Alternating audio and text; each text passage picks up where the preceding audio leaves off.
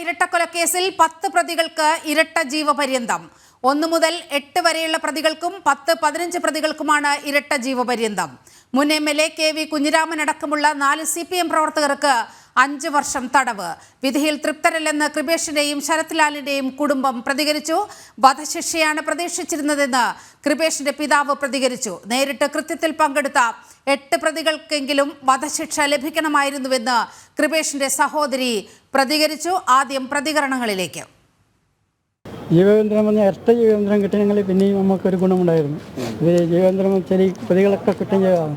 ഇവരൊക്കെ വധശിക്ഷ കൊടുക്കാമെന്നാണ് ഞാൻ ബഹുമാനപ്പെട്ട കോടതിയോട് അഭ്യർത്ഥിച്ചുകൊണ്ടായത്. അത് കിട്ടിയില്ല. ഈ ജീവബന്ധനം വെച്ചാൽ ചെറിയ ശിക്ഷയായിപ്പോയി. ഇരട്ട ജീവബന്ധനം അത് വെച്ചാൽ കുറച്ച് കൂടിയതാണ്.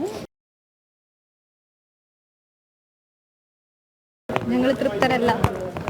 കാരണം ഞങ്ങൾക്ക് ഞങ്ങളുടെ ഏട്ടന്മാർ നഷ്ടപ്പെട്ടു.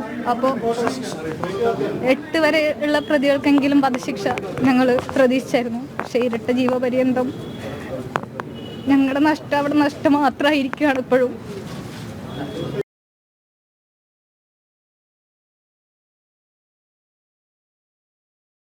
വാർത്തയുടെ വിവരങ്ങളുമായി ജിജീഷ് കരുണാകരൻ ചേരുന്നുണ്ട്. ജിജീഷ്, കുടുംബത്തിന്റെ പ്രതികരണമാണ് നമ്മൾ കണ്ടത്. വധശിക്ഷയാണ് പ്രതീക്ഷിച്ചിരുന്നത്. 1 മുതൽ 8 വരെയുള്ള പ്രതികൾക്ക് എങ്കിലും വധശിക്ഷ നൽകുമായിരുന്നു എന്നാണ് കുടുംബങ്ങൾ പറയുന്നത്. ശിക്ഷാവിധിയിലേക്ക് ആദ്യം പോകാം.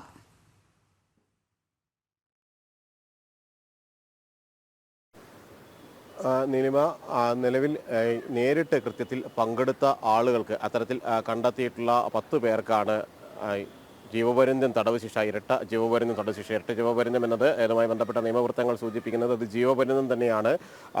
ജീവിതാവസാനം വരെ എന്ന് സൂചിപ്പിക്കുമ്പോൾ അത് ഇരട്ട എന്നൊരു പരാമർശം കോടതിയിൽ നിന്ന് ഉണ്ടായിട്ടില്ല എന്നവർ വ്യക്തമാക്കുകയും ചെയ്യുന്നു. അങ്ങനെ വരുമ്പോൾ ജീവിതാവസാനം വരെ ജയിലിൽ തുടരുക എന്നൊരു വിധി കോടതിയിൽ നിന്ന് ഉണ്ടായിരിക്കുന്നു. എന്നാൽ ബന്ധുക്കൾ പ്രതികരിച്ചിരുന്നത് അവർ വ്യക്തമാക്കുന്നത് നേരിട്ട് കൃത്യത്തിൽ പങ്കെടുത്തതും മരണമൊഴിയിലടക്കം പറയുകയും ചെയ്തിട്ടുള്ള ആളുകൾ ഈ ഒരു ജീവപര്യന്തം തടവ് ശിക്ഷ മാത്രമാണ് അവർക്ക് കിട്ടിയത്. വധശിക്ഷയായിരുന്നു.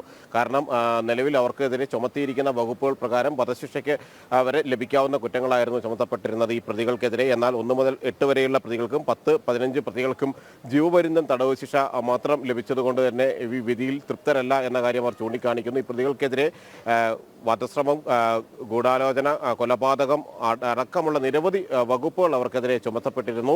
ഈ കുറ്റങ്ങൾ പ്രകാരം എല്ലാം തന്നെ പ്രതികൾ കുറ്റക്കാരാണ്, അല്ലെങ്കിൽ ഇതിലെല്ലാം തന്നെ ഉൾപ്പെട്ടിട്ടിരിക്കുന്നു എന്ന് വ്യക്തമാക്കിക്കൊണ്ട് തന്നെയാണ് കോടതി ഈ ഒരു വിധിന്യായം പ്രഖ്യാപിക്കുകയും ചെയ്തിരിക്കുന്നത്. മാത്രമല്ല, അവിടെ പ്രതികളെ രക്ഷിച്ചുകൊണ്ടുപോയ KV കുഞ്ഞിരാമൻ മുൻ MLA ആണ്. CPM-ന്റെ കാസർഗോഡ് ജില്ലാ സെക്രട്ടേറിയറ്റ് അംഗം കൂടിയായ KV കുഞ്ഞിരാമൻ ഉൾപ്പെടെയുള്ള 4 പ്രതികൾക്ക് 5 വർഷം തടവും 10,000 രൂപ പിഴയുമാണ് ശിക്ഷ വിധിച്ചിരിക്കുന്നത്. അത് പരമാവധി ശിക്ഷ തന്നെയാണ് എന്ന ഒരു വിലയിരുത്തൽ തന്നെയാണ് പ്രോസിക്യൂഷൻ പറഞ്ഞിരിക്കുന്നത്. കാരണം 2 മുതൽ 7 വരെ തടവ് ശിക്ഷ ലഭിക്കാവുന്ന കുറ്റമാണ് അവർക്കെതിരെ തെളിഞ്ഞിരുന്നത്. അതുപ്രകാരം 5 വർഷം തടവ് ശിക്ഷ ലഭിച്ചിരിക്കുന്നു എന്ന് വ്യക്തമാകുന്നു. എന്നാൽ 1 മുതൽ 10 വരെയുള്ള 10 പ്രതികൾക്കായി 1 മുതൽ 8 വരെയുള്ളതും മറ്റ് 2 പ്രതികളും ഉൾപ്പെടെ 10 പേർക്ക് ലഭിച്ച ശിക്ഷ അതിൻ്റെ കാഠിന്യം കുറവാണ്.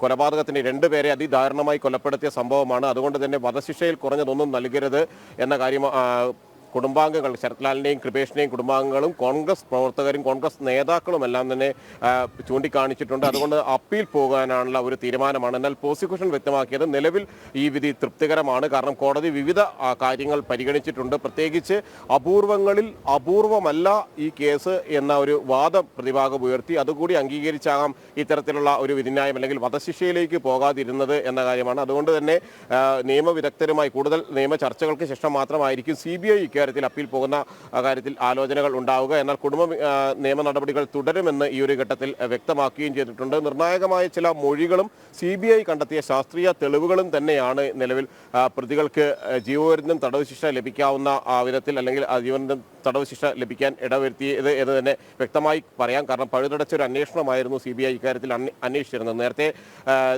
ലോക്കൽ പോലീസ് അന്വേഷിച്ചു, ക്രൈംബ്രാഞ്ച് അന്വേഷിച്ചപ്പോൾ ഒന്നും തന്നെ ഗൂഢാലോചനയിൽ ഉൾപ്പെട്ട പല പ്രതികളും CPM-ന്റെ പ്രാദേശിക നേതാക്കളടക്കം ലോക്കൽ ഏരിയ ഭാരവാഹികളടക്കം ഈ കേസിൽ ഉൾപ്പെട്ടു എന്നതിൻ്റെ മൊഴികൾ ലഭിച്ചു എങ്കിൽ പോലും അവരാരും പ്രതിപ്പട്ടികയിലേക്ക് എത്തിയിരുന്നില്ല. അങ്ങനെയാണ് ശരത്ലാലിൻ്റെയും കൃപേഷിൻ്റെയും കുടുംബം ഹൈക്കോടതിയെ സമീപിക്കുന്നത്. തങ്ങൾക്ക് നീതി ലഭ്യമാകണമെങ്കിൽ ഈ കേസിൽ ഉൾപ്പെട്ട മുഴുവൻ പേരും ശിക്ഷിക്കപ്പെടണമെങ്കിൽ സമഗ്രമായ ഒരു അന്വേഷണം ആവശ്യമാണ്. കേന്ദ്ര അന്വേഷണ ഏജൻസികളുടെ അന്വേഷണത്തിലൂടെ മാത്രമാണ് യഥാർത്ഥ വസ്തുതകൾ പുറത്തു വരുള്ളൂ എന്ന് തങ്ങൾ വിശ്വസിക്കുന്നു. അതുകൊണ്ട് തന്നെ CBI അന്വേഷണമാണ് അനിവാര്യം എന്നൊരു കാര്യം അവർ ചൂണ്ടിക്കാണിച്ചു. ഒടുവിൽ കോടതി അത് അംഗീകരിച്ചു. എന്നാൽ സംസ്ഥാന സർക്കാരും CPM-ഉം എല്ലാം ഈ അന്വേഷണത്തെ തടസ്സപ്പെടുത്തുന്നില്ല, അല്ലെങ്കിൽ CBI അന്വേഷണം പരമാവധി ഒഴിവാക്കാനുള്ള ഒരു നീക്കമാണ് അവരുടെ ഭാഗത്ത് നിന്ന് ഉണ്ടായത്. അങ്ങനെ സുപ്രീം കോടതി വരെ വലിയ നിയമ പോരാട്ടങ്ങൾക്ക് അത് വഴിതെളിച്ചു. ലക്ഷങ്ങൾ മുടക്കി കേസുകൾ നടത്തുകയും ചെയ്തതിന് ശേഷവും കോടതി വ്യക്തമാക്കിയ കാര്യമെന്ന് പറയുന്നത് ഇക്കാര്യത്തിൽ CBI അന്വേഷണത്തിലൂടെയാണ് സമഗ്രമായ വിവരങ്ങൾ പുറത്തു വരിക ഉണ്ടെങ്കിൽ അത് CBI അന്വേഷണം തന്നെ നടക്കട്ടെ എന്ന കാര്യം അവർ ചൂണ്ടിക്കാണിക്കുകയും ചെയ്തു. നിർണായകമായ ചില മൊഴികൾ നമ്മൾ നേരത്തെ സൂചിപ്പിച്ചതുപോലെ തന്നെ ശാസ്ത്രീയ തെളിവുകൾ മാത്രമല്ല ചില മൊഴികളും ഇക്കാര്യത്തിൽ പ്രതികൾക്ക് കുരുക്കായിട്ടുണ്ട്. KV കുഞ്ഞിരാമനടക്കം 4 CPM നേതാക്കൾക്ക് കുരുക്കായത് ഒരു മാധ്യമ പ്രവർത്തകന്റെ മൊഴി തന്നെയാണ്. അതുമായി ബന്ധപ്പെട്ട് സ്റ്റേഷനിൽ നിന്ന് മോചിപ്പിച്ചു കൊണ്ടുപോയതടക്കമുള്ള കാര്യങ്ങൾക്ക് സാക്ഷിയായ ആളുടെ മൊഴിയാണ്. മാത്രമല്ല പ്രതികൾക്കെതിരായ കുറ്റം സംശയാതീതമായി തെളിയിക്കാൻ പ്രോസിക്യൂഷന് വിജയിച്ചു എന്ന് കോടതി അതിന്റെ വിധിന്യായത്തിൽ ചൂണ്ടിക്കാണിക്കുന്നുണ്ട്. അത് പ്രോസിക്യൂഷനെ സംബന്ധിച്ചിടത്തോളം അവരുടെ അന്വേഷണ നേട്ടം തന്നെയായി അവർ വിലയിരുത്തുന്നു. കാരണം വിശദമായൊരു അന്വേഷണം ഇക്കാര്യത്തിൽ നടത്തി CPM-ന്റെ വിവിധ തലങ്ങളിലുള്ള നേതാക്കൾ ആസൂത്രിതമായി പല തവണ ഗൂഢാലോചനകൾ നടത്തി. മാത്രമല്ല ഈ കൃത്യത്തിന് ശേഷം അവർ രക്ഷപ്പെട്ടിരിക്കുന്ന മാർഗം തന്നെ പരിശോധിക്കുമ്പോൾ പോലും അതിനു പിന്നിൽ എത്രമാത്രം ഒരു തയ്യാറെടുപ്പുകൾ ഈ കൊലപാതകത്തിൽ നടന്നു എന്ന് വ്യക്തമാണ്. ഒരു വാഹനത്തിലല്ല നിരവധി വാഹനങ്ങൾ പലയിടത്തായി നിർത്തിയിട്ട വാഹനങ്ങളിലാണ് ഈ പ്രതികൾ രക്ഷപ്പെട്ടത്. ആ വാഹനങ്ങളാണ് നമ്മളെ ദൃശ്യങ്ങളിലടക്കം കാണിക്കാൻ കഴിയുന്ന ഇനി ഇതിൽ നോക്കേണ്ട കാര്യം KV കുഞ്ഞിരാമൻ ഉൾപ്പെടെ ചില പ്രതികളൊക്കെ ഇപ്പോൾ ജാമ്യത്തിൽ നടക്കുകയാണല്ലോ. ഇപ്പോൾ വിചാരണ കോടതിയിൽ നിന്ന് ജാമ്യം ലഭിക്കാത്ത ഒരു സാഹചര്യമുണ്ട്. കാരണം 5 വർഷത്തെ തടവ് ശിക്ഷയാണ് KV കുഞ്ഞിരാമന് വിധിച്ചിരിക്കുന്നത്. അതുകൊണ്ട് തന്നെ വിചാരണ കോടതിയിൽ നിന്ന് ജാമ്യം ലഭിക്കാൻ സാധ്യമല്ല, മേൽക്കോടതിയെ സമീപിക്കേണ്ടതുണ്ട്. അത്തരത്തിൽ അപ്പീലിനുള്ള ശ്രമങ്ങളാണ് പ്രതിഭാഗം നടത്തുന്നത് എന്നാണ് മനസ്സിലാകുന്നത്. ഒപ്പം തന്നെ ഈ പ്രതികളെ ഇന്ന് തന്നെ കണ്ണൂർ സെൻട്രൽ ജയിലിലേക്ക് മാറ്റുമെന്ന വിവരങ്ങളും വരുന്നുണ്ട്. അതിനുള്ള നടപടിക്രമങ്ങൾ ഏത് ഘട്ടത്തിലായി?